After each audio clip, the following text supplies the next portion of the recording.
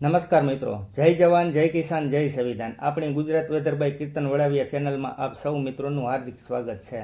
મિત્રો, હાલની જે આ ડીપ ડિપ્રેશન સિસ્ટમ કચ્છ ઉપર છવાયેલ છે તેની આપણે અત્યાર સુધીની વાત કરીએ તો મધ્યપ્રદેશ અને લાગુ રાજસ્થાન તરફથી ડીપ ડિપ્રેશન ઉત્તર ગુજરાતના ભાગોમાં પ્રવેશ્યું અને ત્યારબાદ કચ્છના ભાગો તરફ આગળ વધ્યું અને છેલ્લા 2 દિવસ થયા ડીપ ડિપ્રેશન કચ્છ સિંધ આસપાસ જ જોવા મળે છે.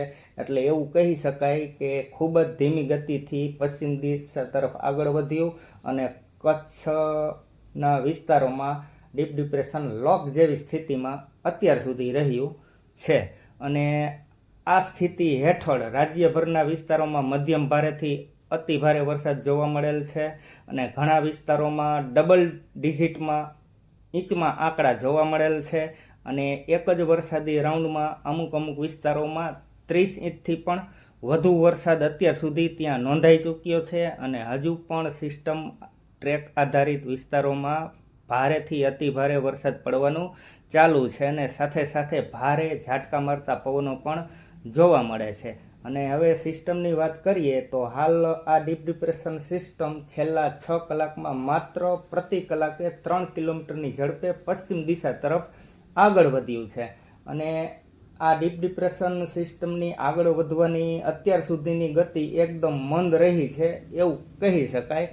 અને આવતા 24 કલાકમાં આ સિસ્ટમ દક્ષિણ પશ્ચિમ દિશા તરફ આગળ વધશે અને કચ્છ લાગુ સૌરાષ્ટ્ર અને પાકિસ્તાનના દરિયાકાંઠા નજીક ઉત્તર પૂર્વ અરબી સમુદ્રમાં આ સિસ્ટમ આવી અને વધુ મજબૂત થાય અને વાવાઝોડામાં પરિવર્તિત થાય તેવી શક્યતા છે. અને ત્યાર પછી આ સિસ્ટમ ત્યાર પછીના 2 દિવસમાં સૌરાષ્ટ્ર કચ્છના દરિયા કિનારાથી દૂર થતી જશે. પણ જ્યાં સુધી આ સિસ્ટમ કચ્છની નજીક છે અને સૌરાષ્ટ્ર કચ્છ આસપાસ રહેશે ત્યાં સુધી તકેદારી રાખવી ખૂબ જરૂરી છે. અને હાલ આ ડીપ ડિપ્રેશનની અસર હેઠળ સૌરાષ્ટ્ર કચ્છના ભાગોમાં 40 કિલોમીટરથી લઈ અને 60 કિલોમીટર સુધીના ઝાટકા મારતા પવનો જોવા મળે છે અને અમુક વિસ્તારોમાં તેથી પણ વધુ વરસાદ જોવા મળે છે અને વધુ પવનનું પ્રમાણ દરિયાકાંઠા વિસ્તારોમાં વધુ જોવા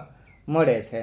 અને ત્યાં હાલ પણ ભારેથી અતિ ભારે વરસાદ ત્યાં ચાલુ છે. અને હાલ મુખ્ય વરસાદ કચ્છના પશ્ચિમી ભાગોમાં વધુ જોવા મળે છે તેમજ ઉત્તર સૌરાષ્ટ્રના ભાગોમાં અને પશ્ચિમ સૌરાષ્ટ્રના ભાગોમાં જોવા મળે છે. અને હજુ આ વરસાદ અને ભારે પવન આગામી 36 કલાક સુધી ચાલુ જ રહેવાનું છે. અને જ્યાં સુધી આ સિસ્ટમ ઉત્તર પૂર્વ અરબ સાગરમાં ન પ્રવેશે ત્યાં સુધી રાહત મળે તેવી શક્યતા નથી. પણ હા, ધીરે ધીરે સૌરાષ્ટ્રના પૂર્વ ભાગોમાં જેમ સિસ્ટમ પશ્ચિમ દિશા તરફ આગળ વધશે તેમ ધીરે ધીરે તેમાં રાહત મળતી જશે.